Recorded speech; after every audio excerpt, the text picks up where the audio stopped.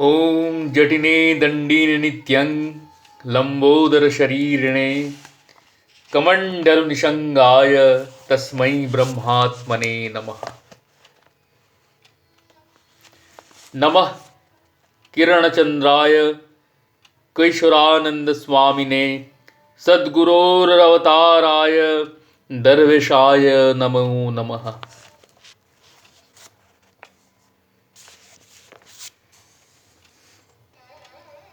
পূর্বপাঠের পরবর্তী অংশ। আনুষ্ঠানিক সন্ন্যাস গ্রহণের পর দরবেশজিকে 3টি আনুষ্ঠানিক বর্জন স্বীকার করতে হয়েছিল। তার মধ্যে স্ত্রী সঙ্গ ও অর্থোপার্জন তাঁর সন্ন্যাসের আগেই ত্যাগ করতে হয়েছিল। স্ত্রী সঙ্গ ত্যাগ সম্বন্ধে বলতে হয় যে দেহত্যাগের কয়েকদিন আগে 1353 সালের পয়লা আষাঢ় কাশীর মঠে অন্যান্যদের সামনে দরবেশজি দেবী সরোজবালাকে প্রসঙ্গক্রমে বলেন, তুমি কোনোদিন আমাকে কষ্ট দাওনি, কিন্তু আমি তোমাকে কখনো কখনো কষ্ট দিয়েছি, তুমি আমায় ক্ষমা করো।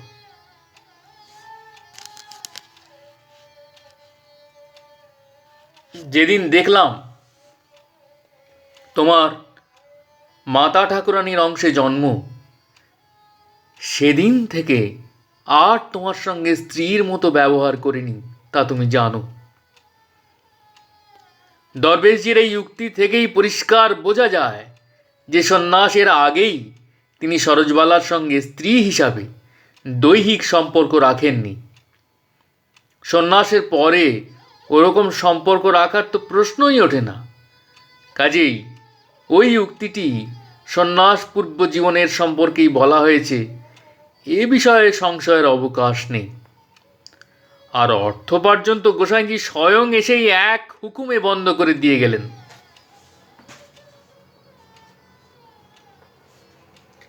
তৃতীয় বর্জন পৈতৃক উপাধি বা পদবী।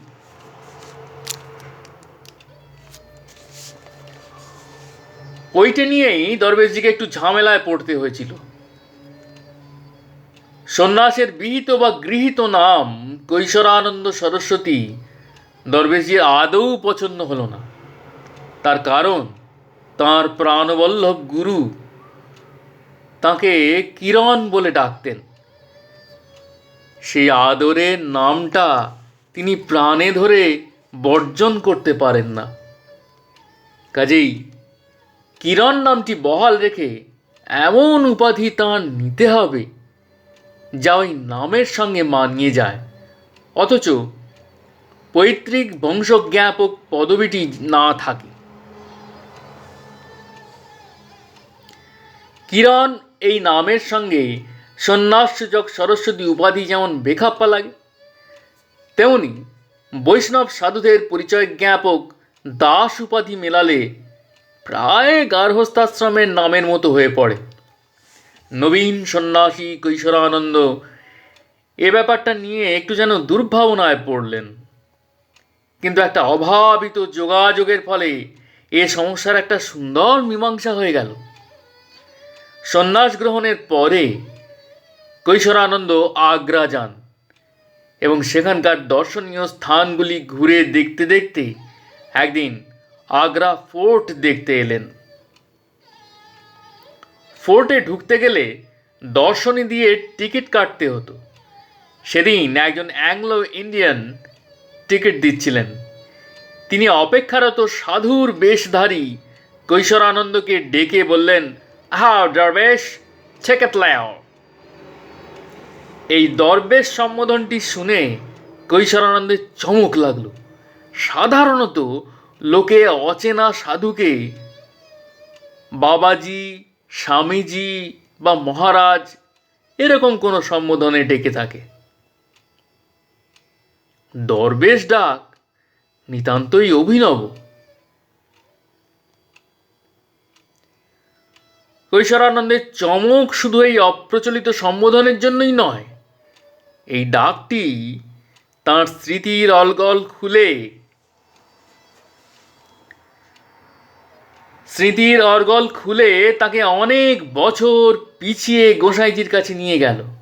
তার মনে পড়ল গোসাইজি তাকে একবার দরবেশ বলে ডেকেছিলেন। কি উপলক্ষে গোসাই তাকে কৌতুক করে দরবেশ বলেছিলেন তা শ্রী শ্রী বিজয়কৃষ্ণ লীলামৃতকারের ভাষায় শোনা যেতে পারে। দরবেশ আখ্যা তাঁর কিরূপে মিলিল, প্রয়োজন বোধে মুই হেথা প্রকাশিল। বৈরাগ্য প্রবণ চিত্তে ইথি উথি ঘোরে, আপনার কোনো দ্রব্যে যত্ন নাহি করে। পশমী পিরান আদি যত যাহা ছিল, মহানন্দে কীটগণে সব কাটি দিল। প্রভুরে মিলিতে যবে কলিকাতা আসে, বস্ত্রের গাঁঠেরি রাখে শান্তি দিদি পাশে। পিরান বাহির করি গায়ে দিতে চায়, বস্ত্র ছিদ্র দেখি তাহে তার হাসি পায়। শান্তি দিদি কহে দিব সেলাই করিয়া, শীতে কষ্ট নাহি পাবে এ জামা পরিয়া। বিচিত্র বর্ণের তালি লাগাইয়া দিল, আনন্দে কিরণ জামা পরিয়া লইল। সাষ্টাঙ্গে নমিল যবে প্রভুর চরণে, অপূর্ব সে জামা পড়ে তাহার নয়নে। হাসিয়া ঠাকুর কহে অদ্ভুত এ বেশ, ভালো সাজিয়াছ তুমি কিরণ দরবেশ। এদিন ফোর্টে আবার নতুন করে দরবেশ ডাক শুনেই সন্ন্যাসী মনস্থির করে ফেললেন উপাধি হিসাবে গোসাইজির মুখের স্পর্শ মাখানো দরবেশ শব্দটি তিনি গ্রহণ করলেন। দরবেশ শব্দটি ফার্সি শব্দ, মানে হল বহুরূপী। দর অর্থাৎ বহু, বেশ অর্থাৎ পোশাক বা রূপ। এই রূপ, বহু রূপ যাঁর, তিনিই দরবেশ। মুসলমান সাধু বা সন্ন্যাসীরা সাধারণত ফকির বা দরবেশ বলে পরিচিত হয়ে থাকেন। প্রসঙ্গত উল্লেখ করতে হয় যে সনাতন গোস্বামী সংসার ছেড়ে যখন বারাণসীতে মহাপ্রভুর সঙ্গে সাক্ষাৎ করতে এলেন, তখন তাঁর মলিন বেশ, কিন্তু গায়ে একটা ভোট কম্বল ছিল।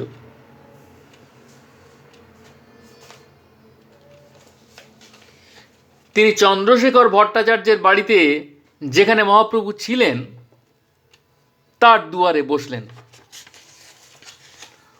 মহাপ্রভু সনাতনের আগমনের কথা জানতে পেরে চন্দ্রশেখরকে ঘরের বাইরে যে বৈষ্ণবটি বসে আছেন তাকে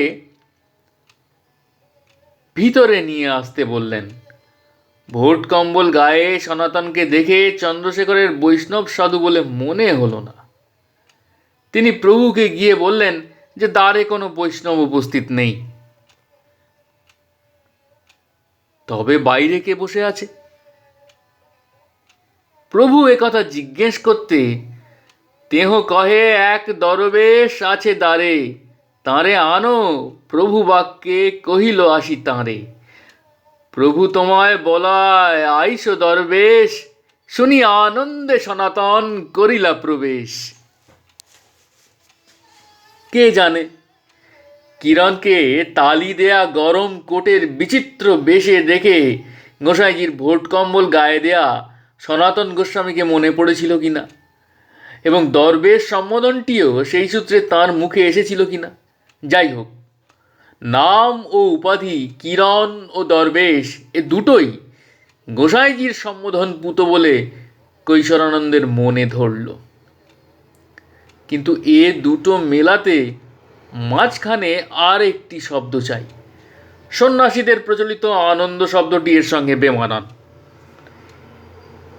এবারে তিনি তার পরিচিত বাউলদের পথ বেছে নিলেন। কিরণচন্দ্রের চন্দ্রকে চাঁদ করে নিতে কোনো অসুবিধে নেই।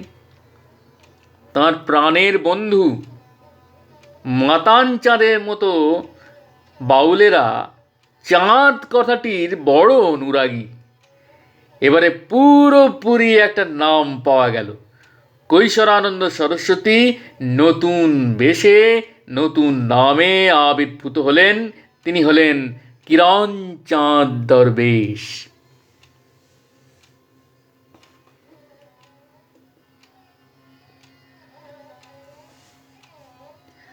সন্ন্যাস গ্রহণের অব্যবহিত পরে 1319 সালের ফাল্গুন মাসেই দরবেশজি যে দেশের বাড়ি খালিয়ায় ফিরে এসেছিলেন সে তথ্য জানা যায় তাঁর সম্পাদিত দানপত্র থেকে, যে দানপত্র দ্বারা তিনি তার স্থাবর অস্থাবর সম্পত্তি ভ্রাতুষ্পুত্র অমলচন্দ্র চট্টোপাধ্যায়কে দান করেন।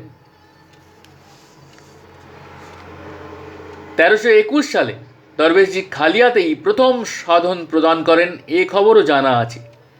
শিষ্যদের কাছে লেখা তার যে সমস্ত চিঠিপত্র এ যাবৎ পাওয়া গেছে তার সবচেয়ে পুরনো চিঠি 1325 সালের শ্রাবণ মাসের লেখা। দরবেশ দর্শনের 9/29 নম্বর পত্রাংশের মূল চিঠি 1325 সালের 3রা শ্রাবণ তারিখের। ওই চিঠিতে তিনি বলেছেন যে 3রা শ্রাবণ তারিখের 15-16 দিন আগে পর্যন্ত তিনি বহুদিন কাশীর 207 মদনপুরা বাড়িতে বাস করেছিলেন, কিন্তু ঠিক কবে থেকে তিনি নিয়মিত কাশীধামে বাস করতে আরম্ভ করেন তা জানার কোনো জো নেই। 207 মদনপুরার বাড়িতে থাকার আগে কাশীতে তিনি অন্য কোনো ভাড়া বাড়িতে ছিলেন কি না তাও নির্ধারণ করার কোনো উপায় নেই। তবে একথা অনুমান করা চলে যে সন্ন্যাস গ্রহণের পরে তিনি এক টানা কয়েক বছর প্রব্রজ্জা নিয়ে বাইরে কাটাননি, মাঝে মাঝে দেশের বাড়িতে ফিরে আসতেন।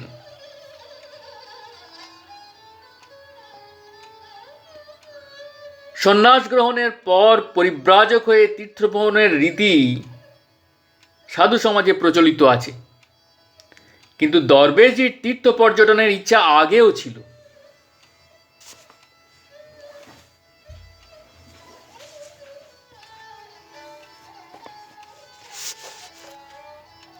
গোসাইজির দেহে থাকতেই একদিন কথা প্রসঙ্গে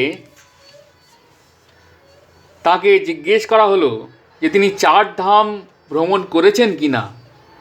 গোসাইজি উত্তরে বললেন যে হরিদ্বার পর্যন্ত গিয়েই তার এত আনন্দ হলো যে তার নিজেকে সামলানো প্রায় অসম্ভব হয়ে উঠল, কাজী বদ্রীনারায়ণ গেলে আর রক্ষা ছিল না।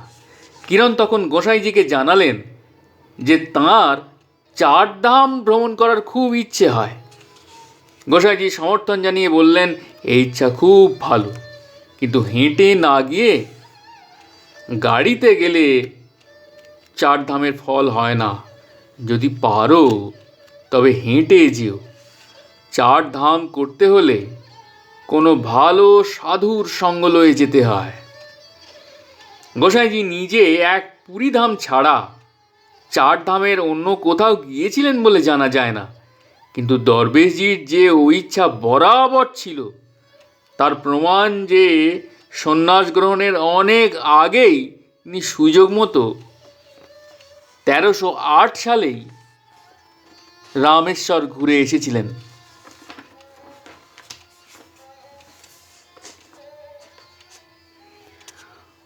পুরী ধামে তো তিনি গোসাইজির দেহে থাকতেই যেতে আরম্ভ করেছিলেন এবং তার পর প্রায় প্রত্যেক বছরই অন্তত একবার গেছেন। বাকি থাকে দ্বারকা ও বদ্রীনারায়ণ। দরবেশ দর্শনের 10/11 নম্বর পত্রাংশ থেকে জানা যায় যে 1334 সালের 22শে জ্যৈষ্ঠ দরবেশজি প্রায় 6 মাস বদ্রীনাথ ও অন্যান্য তীর্থ পর্যটন করে কাশী ফিরে এসেছিলেন। এবারে তাঁর সঙ্গী ছিলেন তাঁর শিষ্য বসন্ত কুমার পাল সপরিবারে। প্রায় 600 মাইল সেবারে তিনি পায়ে হেঁটে পরিভ্রমণ করেছিলেন, কিন্তু 1334 সালের আগে ও সন্ন্যাস গ্রহণের কয়েক বছরের মধ্যে দরবেশজি আর একবার কেদারনাথ বদ্রীনাথ গিয়েছিলেন কিনা নিশ্চিত জানার কোনো উপায় নেই।